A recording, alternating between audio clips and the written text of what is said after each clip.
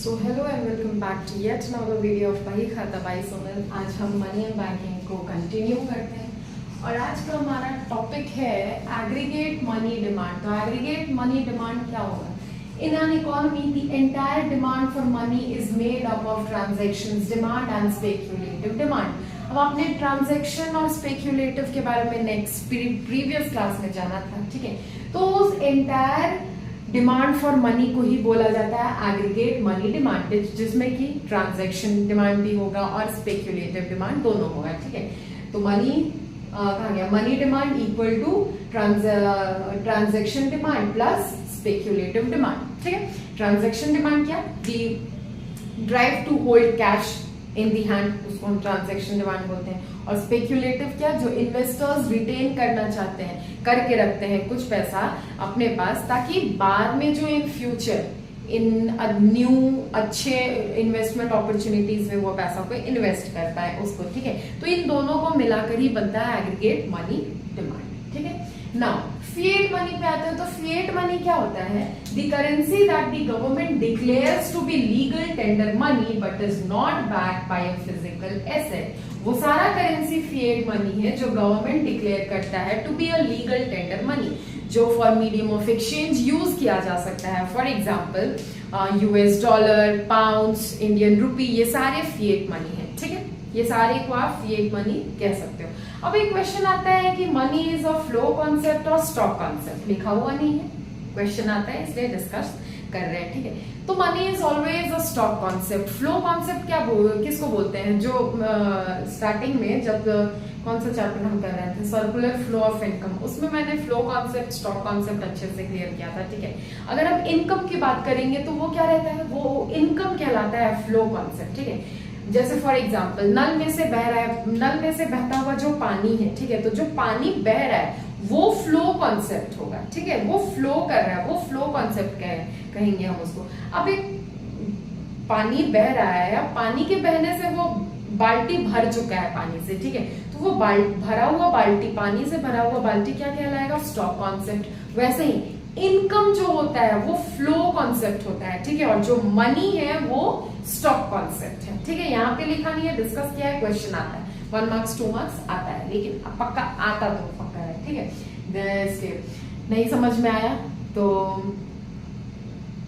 फिर से एक बार सुन लो, वीडियो है, ठीक है, बार बार सुन भी सकते हैं। फिर supply of money. Supply of money, the total money held by the public at a particular point of time in an economy. किसी भी पर्टिकुलर पॉइंट ऑफ टाइम पे, the total money held by the public, public के पास जितना पैसा है सब particular point of time, उसी पैसा को क्या बोलते हैं? मनी सप्लाई बोलते हैं या सप्लाई ऑफ मनी बोलते हैं, ठीक है। The supply of money does not include the cash balances held bye. अब सप्लाई ऑफ मनी का मतलब हम क्या समझे कि at a particular point of time public के पास कितना पैसा है, उसी को हम सप्लाई ऑफ मनी बोले, ठीक है।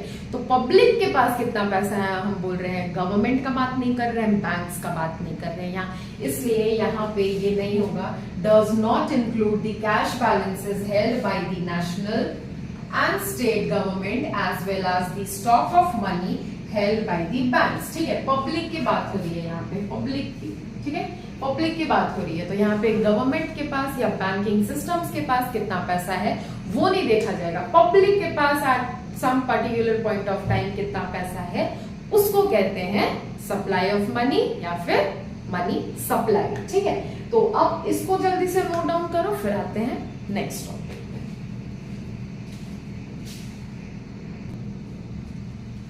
फिर नेक्स्ट हमारा है measures of money supply. Measures of money supply में कितने तरह के मेजर्स हैं? 4 तरह के, M1, M2, M3 and M4, ठीक है। M1 में क्या क्या आता है? First and it is the first and the basic measure of money supply. M1 क्या है? पहला और basic most important measure of money supply है, ठीक है। It includes currency held by public, जो करेंसी पब्लिक के पास है वो, demand deposit of commercial banks and other deposits of RBI, ठीक है। तो M1 को हम लिख सकते हैं currency held by public plus demand deposits of commercial banks plus other deposits of RBI, ठीक है। ये तीनों को प्लस करेंगे M1 आ जाएगा।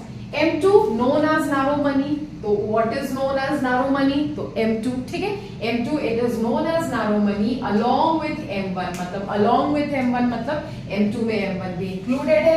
M1 plus saving deposit with post office saving banks, ध्यान रखना पोस्ट ऑफिस सेविंग्स बैंक्स है, ठीक है, कमर्शियल बैंक्स हो चुका, ठीक है। M3 also includes time deposits with commercial bank and is known as broad money। देखो नैरो मनी की बात करें तो M2 होगा, ब्रॉड मनी की बात करें तो M3 या M4 दोनों में से कोई भी हो सकता है, ठीक है। M3 में क्या क्या होगा? M2 plus net time deposits with commercial banks, net time deposits. यहाँ पे M1 में क्या था? Demand deposits with commercial banks, यहाँ पे net time deposits with commercial banks along with M2, ठीक है। नाउ M4 तो ये भी ब्रॉड मनी कहलाता है, मैंने पहले ही बोला, ठीक है। M3 और M4 दोनों ही ब्रॉड मनी कहलाएंगे और नैरो मनी सिर्फ एक है, ये M2 हमारा भाई साहब, ठीक है। तो M4 broad money with M3 बोला है मतलब इसमें इंक्लूडेड तो रहेगा M3, ठीक है। M3 इंक्लूडेड है मतलब M2 plus time net time deposits with commercial banks plus total post office deposits plus क्या हो रहा है? केवल एक टोटल पोस्ट ऑफिस डिपॉजिट्स और excluding national saving certificates, NSC national saving certificate exclude करके जो टोटल पोस्ट ऑफिस डिपॉजिट है वो ऐड कर दो M3 में तो M4 आ जाएगा, ठीक है। M3 और M4 हमारा होता है ब्रॉड मनी। नैरो मनी की बात करें तो M2, ठीक है। और most basic measure of money या फिर first and the most basic most important measure of money तो M1 आ जाएगा, जिसमें कि करेंसी हेल्ड बाय पब्लिक भी इंक्लूडेड होता है, ठीक है। तो ये था हमारा मेजर ऑफ मनी। मनी का जो भी हमारा टॉपिक था, functions of money, measures of money, money supply etcetera हमने कवर कर लिया। तो अब हमारा बचा है बैंकिंग, ठीक है। मनी हो गया, बैंकिंग दूसरा part of this chapter is banking. तो मिलते हैं फिर नेक्स्ट वीडियो में with next topic, same chapter same subject banking, ठीक है। तो टिल देन क्लास 12 में आप नए हो, इधर हम नए हैं, साथ मिलकर पढ़ते हैं, सीखते हैं, समझते हैं और एंजॉय करते हैं अपनी जर्नी को, ठीक है।